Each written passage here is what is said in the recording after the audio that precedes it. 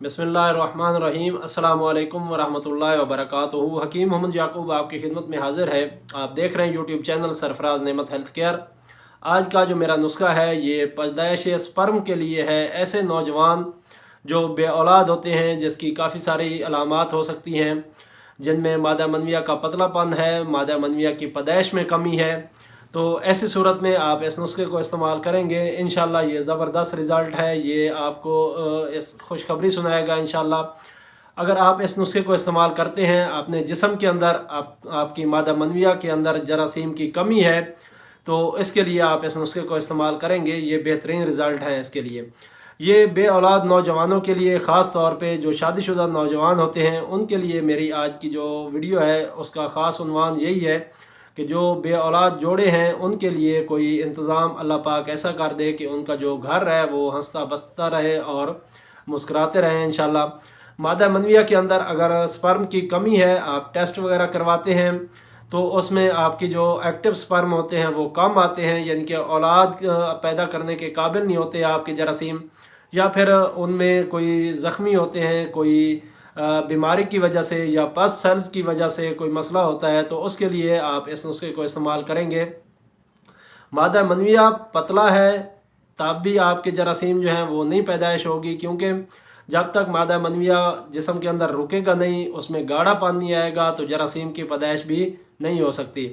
तो इसके लिए इसके असबाब भी यही होते हैं अक्सर कि आप अगर कसरत मुबाशरत की लत का शिकार हैं, या फिर आप मुश्त ज़नी की लत का शिकार हैं, तो इसके लिए आप इन चीज़ों को छोड़ें और अपने आप को कंट्रोल में रखें, और इंशाल्लाह ये आपके जो मसाइल हैं वो इंशाल्लाह ठीक हो जाएंगे चंद दिन के अंदर अंदर।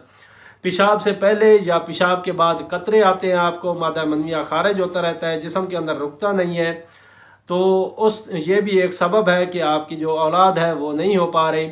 इसके अलावा सूरत इंज़ाल का मसला है। आप जैसे ही मुबाशरत के लिए बीवी के पास जाते हैं तो आपका जो इंज़ाल है वो हो जाया करता है।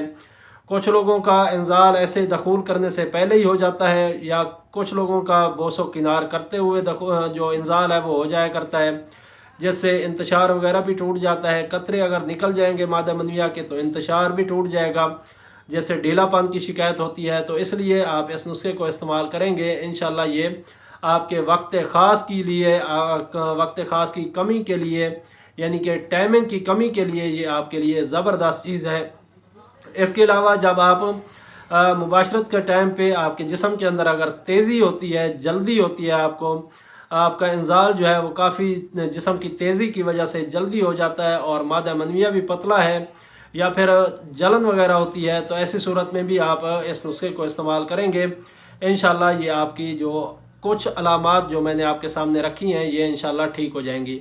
इसके अलावा भी अगर आपको जरासीम की वजह से कोई मामलात हैं, तो वो इंशाल्लाह नुस्खा इस्तेमाल करने से आपके जो हैं वो हल हो जाएंगे। चलते हैं नुस्खे की तरफ। आसान सा नुस्खा है। तो हमें कूंच लेने हैं आपने 40 ग्राम लेने हैं। इनको मुदब्बिर करना है। मुदब्बिर करने का तरीका ये है कि आप इनको पहले पानी के अंदर भिगो के रख दें, 2-3 घंटे के लिए ये पड़े रहें। उसके बाद आप देखेंगे कि इनका जो ऊपर का छिलका है वो नरम हो चुका है। वो छिलका आपने उतार लेना है। उसके बाद इनको हवा के नीचे रख के खुश्क कर लेना है, ताकि ये खुश्क हो जाए, पानी वगैरह इनसे खुश्क हो जाए। ये मुदब्बर हो गया। 40 ग्राम तुख़्म कूंच लेने हैं आपने। तुख़्म हयात ये 20 ग्राम लेना है, जिसे पनीर भी कहा जाता है, अक्सर पंसार स्टोर से मिल जाता है। ये आपने 20 ग्राम लेना है। और तुख़्म सरस, ये श्री के बीज होते हैं, इसको सैयदुल अशजार भी कहा जाता है।